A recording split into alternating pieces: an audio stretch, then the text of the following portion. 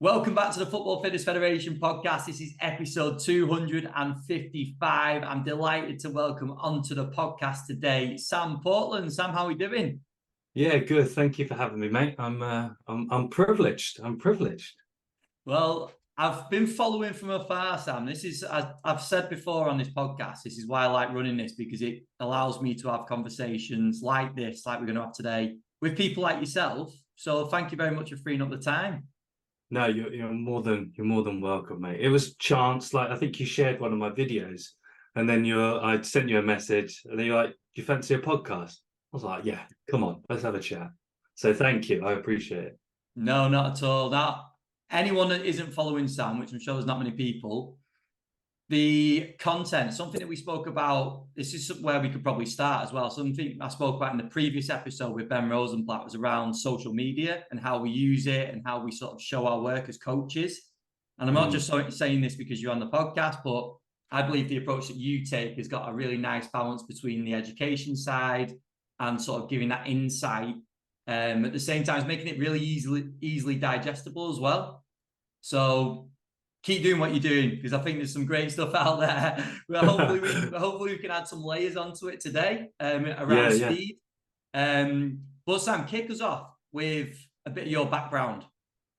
Yeah, we'll do it short and sharp because essentially I was always fast, and then I did the thing. I was what was I? I was about 6 foot and about 70 kilos, and I was skinny wet. Got let go from a team for being too small. A few years later, I was 95 kilos, 6'4", and I was still fast. And that kind of there's the thing that just stayed with me throughout my whole journey, and that kind of got me into speed and got me to understand it. When then I kind of broke my leg, game over, opportunity gone.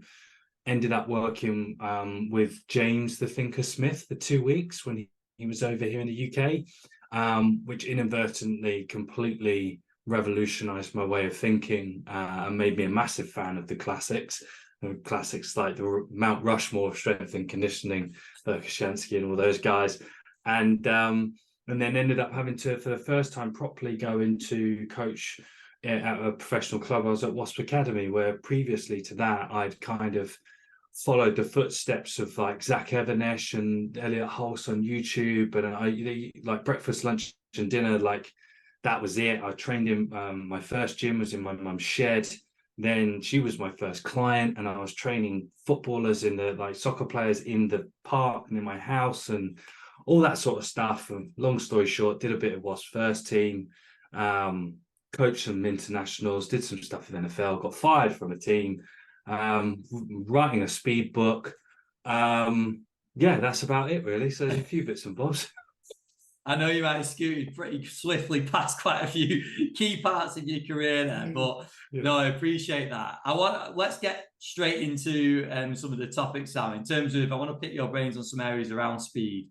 Yeah. And the first being, obviously you said there that you've worked with some footballers, but I know you've worked with a lot of different sports and athletes as well. Yeah. What is it when you look at football?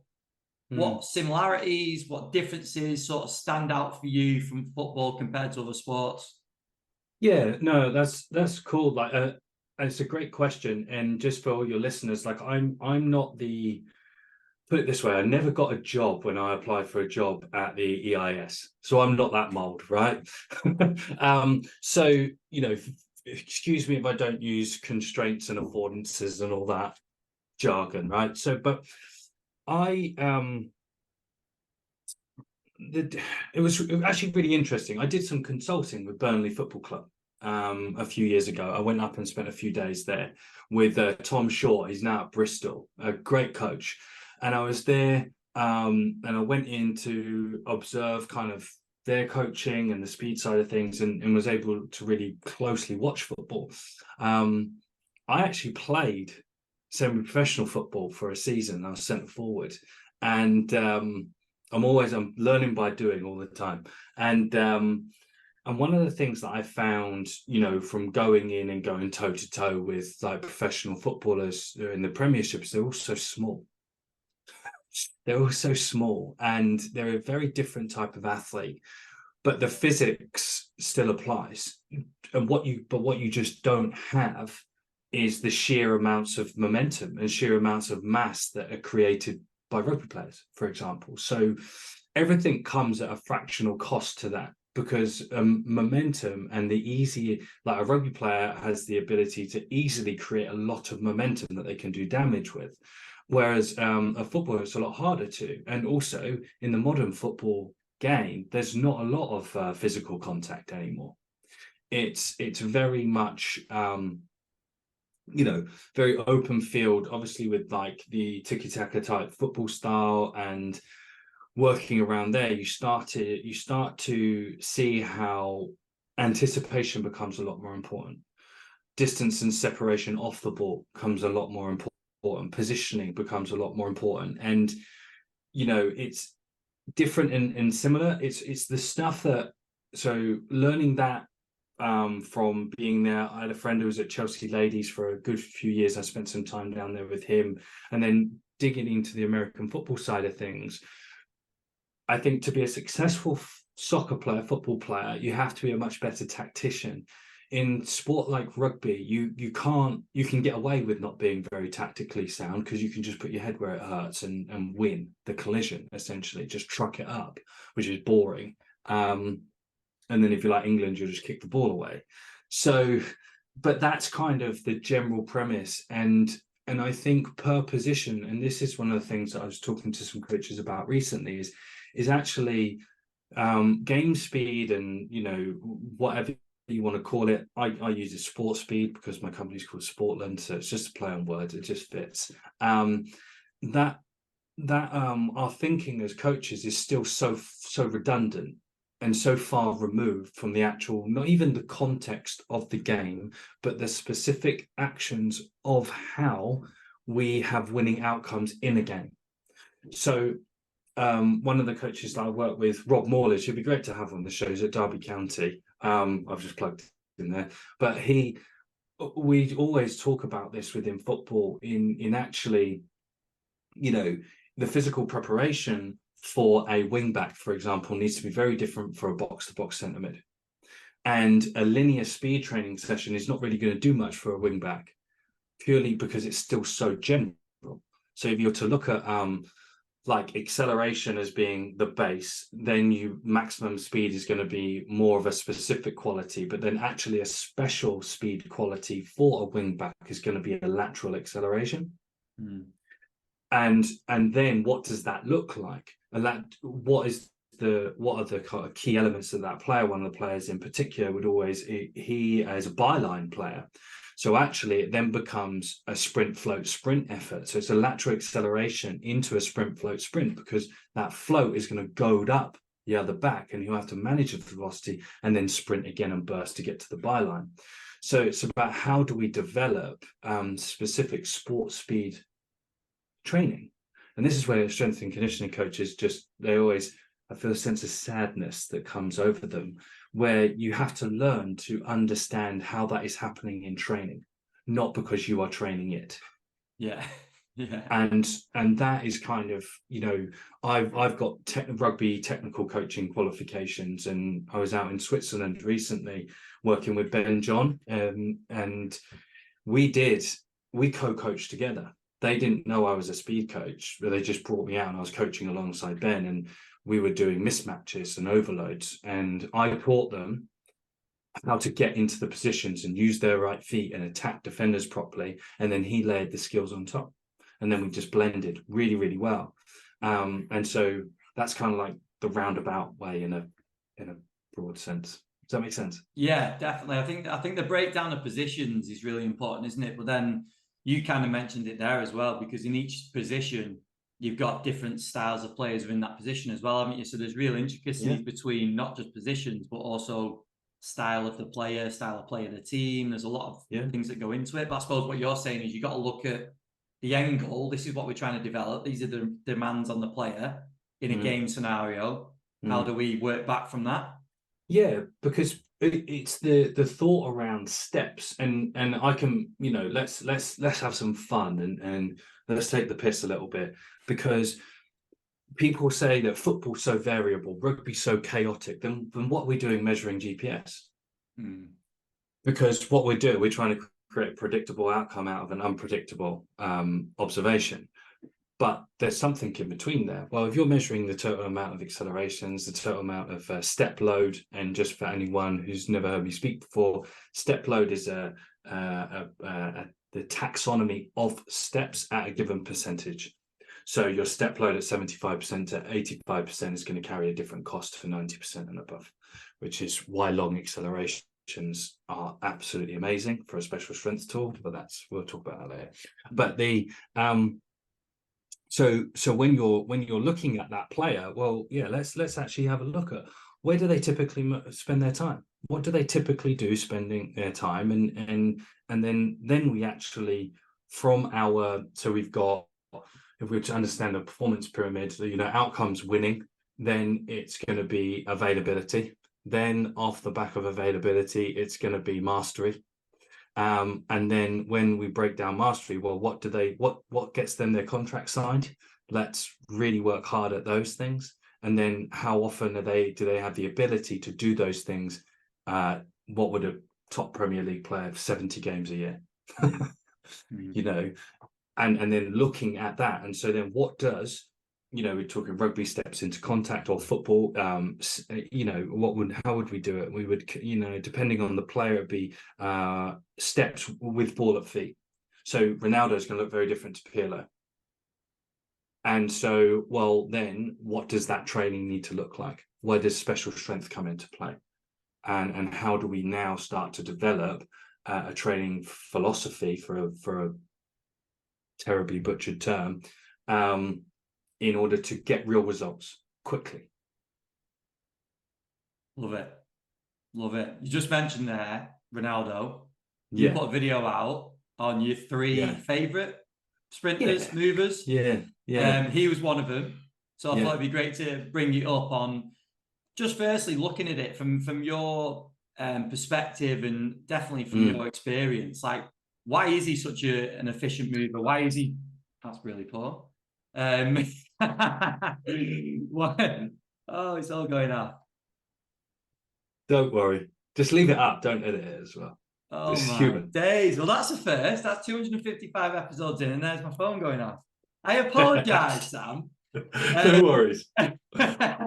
What was I saying? Ronaldo. Yes, Ronaldo. So what stands out for you looking at him as an athlete in terms of his speed quality? I think, there's certain footballers that kind of just come to mind throughout me growing up. And one of the first that really kind of set the scene was Ryan Giggs as a high velocity individual. His baggy Man United shirts, right? and it was the ability to take on a player, and if you were to look at like modern soccer, modern football, how often do you see players running at players taking them on? Not a lot anymore. No, you don't. And so just purely to have the balls to do it in a lot of sport now, it's about, well, if you give away possession, it's game over. So everyone wants to hit you in the transition. And see, like, most rugby wingers are scared of the touchline nowadays. And that's one of the things that really stands out for me is the ability to know their speed. And I think that's the most valuable trait. And you could get very esoteric, and it's a question that I always ask people. And you can play this game. It's like, how fast do you need to run to beat the person in front of you? What do you think the answer is? To beat the person in front of you? Yeah. Depends how fast they're running. Just faster than them, right? Yeah. So that's it, right? Yeah. Or faster than they can turn. Yeah. So when you look at it that way, it's like, well, we are missing a key piece of speed training with our players in teaching them their ability to understand their own gears. And so what I love about Ronaldo, he is an outlier. and we love the outliers. And we get back to those lists, and you got like Ryan Giggs, and Ronaldo sort of came in and around, and then somewhere that we in between for some of his antics was Didier Drogba, who is an absolute specimen, big, fast, aggressive, a real athlete on the field. And those types of players had this certain level of conviction, is because they owned their physical capabilities. And with Ronaldo, just the ability to repeatedly just know, yeah, I've got 3 yards on you, and that's all I need. And I'll put you in my pocket, and I'm bigger, I'm strong, I'm fast, and I can hold you off if I have to. And so that's kind of one of the reasons. And he's still doing it.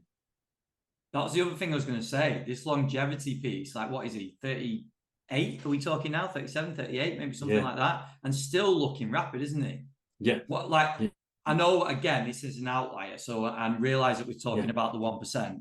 But what lessons do you think we need to take forward in terms of longevity for players when it comes to speed as well? Because you see a lot of players, don't you, that have speed as their superpower, and over the career, then that starts to fade, and you're like, okay, well, they're okay, but they've lost the quality. Yeah, the big one for that was Michael Owen. I remember he took that bad hammy, never came back, and it probably because he was doing too many weights and too much lactate work.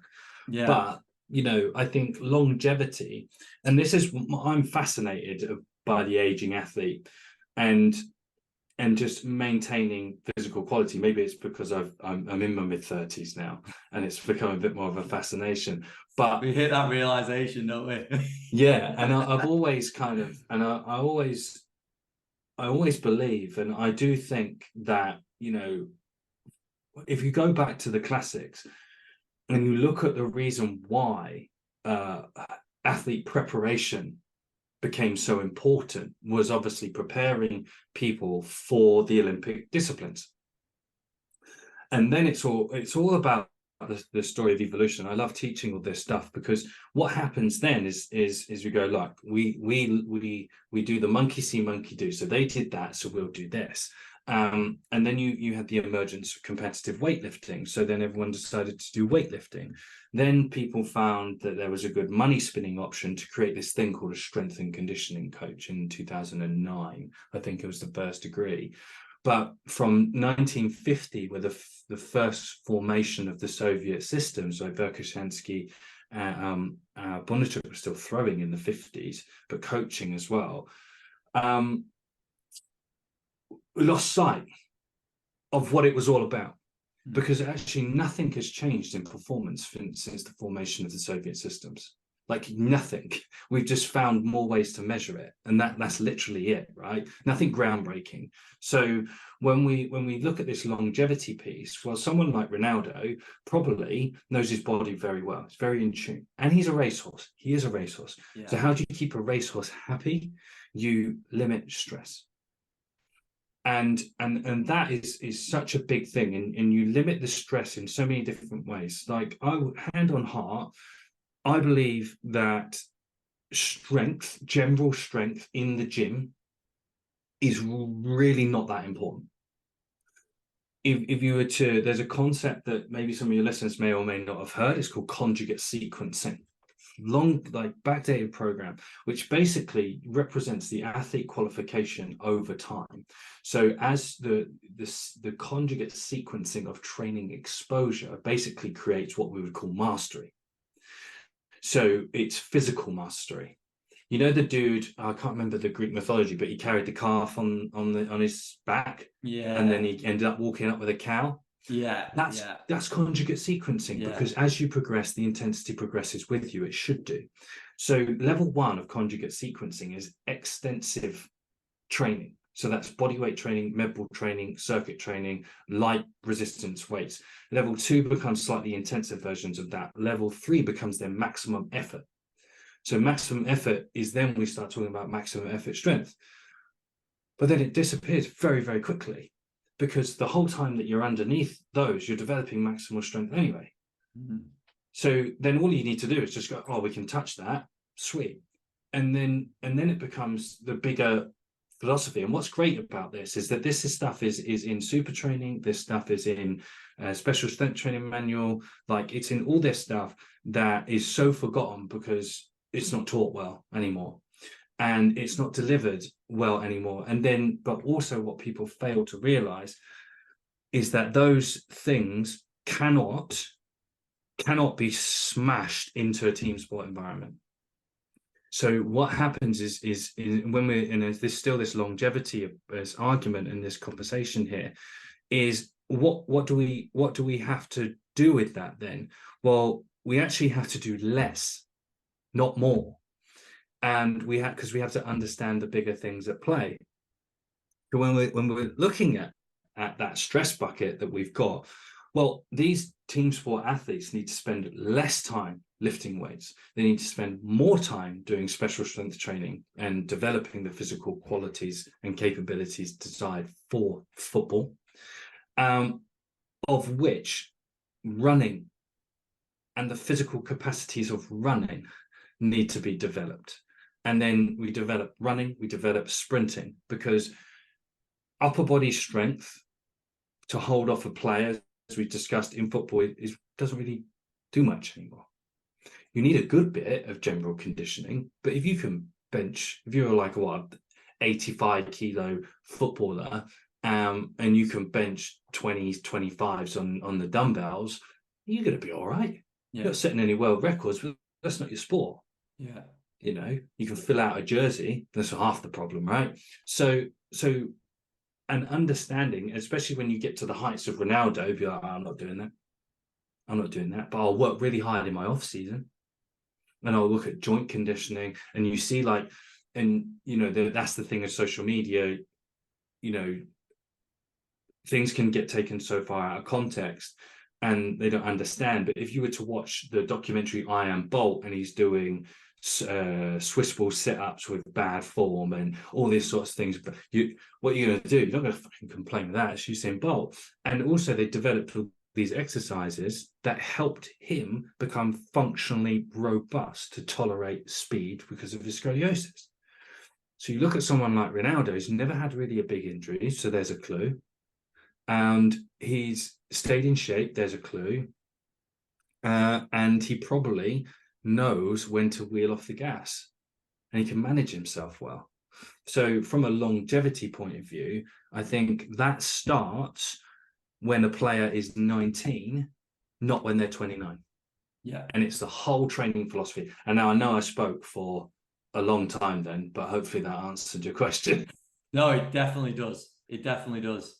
I think I suppose the extension of that, like going into Ronaldo and this longevity, I think it's really interesting, isn't it? Because again, we're talking about an outlier, but we can definitely learn lessons from everything that you've just mentioned there in terms of going through a career, and then stripping it back as well to your more academy players, which are coming into that sort of age group that you've just mentioned there.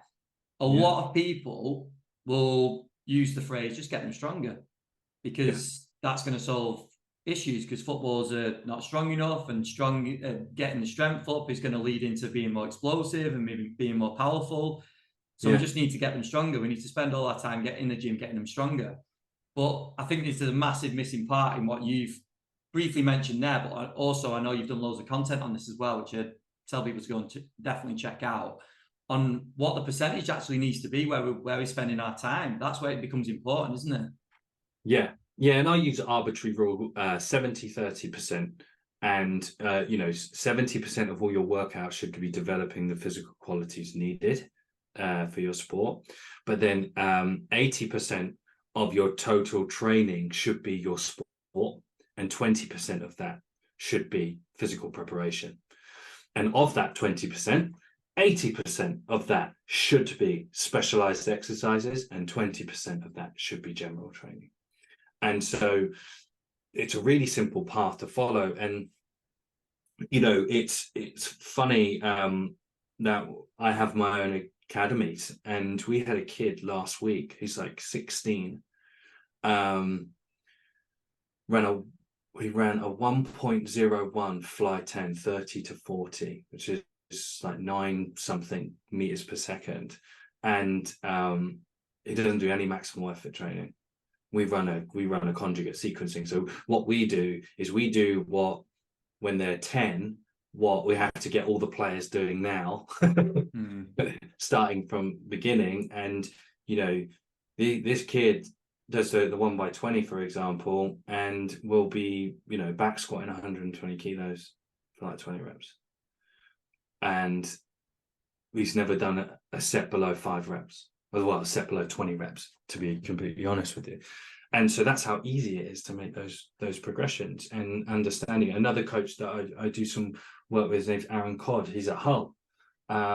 Fantastic, does a load of their youth stuff, and has developed a massive philosophy with the academy where getting strong is not the thing. Being ready to play football is the thing.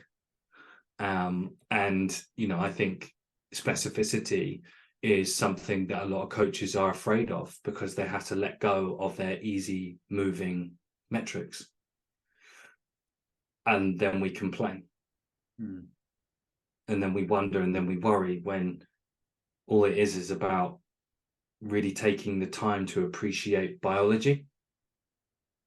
And if something changes really quick, it's probably not sustainable, and it's something that changes over time is the thing that you need to train. And the sports speed system that you call it, like over 9 meters per second is easy for most athletes. 10 meters per second is attainable within a couple of years at a given level. And when we first started, I remember the goal when I was at professional rugby is like, how many can we get above 9 meters per second? Right, give me a pre-season. They all clocked over 9 meters per second.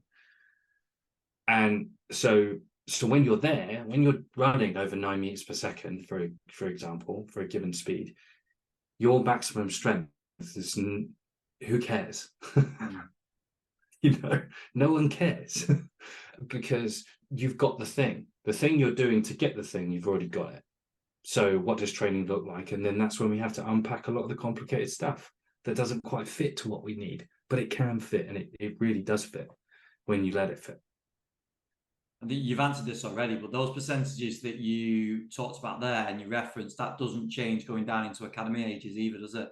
No, God no. So in our academy sessions, like, we have them 1 hour a week, or 2 hours a week, but we do 10 minutes of speed, which is their warm-up, 5 minutes of jumps, 5 minutes of ballistics, and 30 minutes of general training. And they start at 9 years old. And it's from academies, because it's the easy way into, obviously, to most places is the academy, but that's all you need. And then they play rugby 3 times a week. Yeah.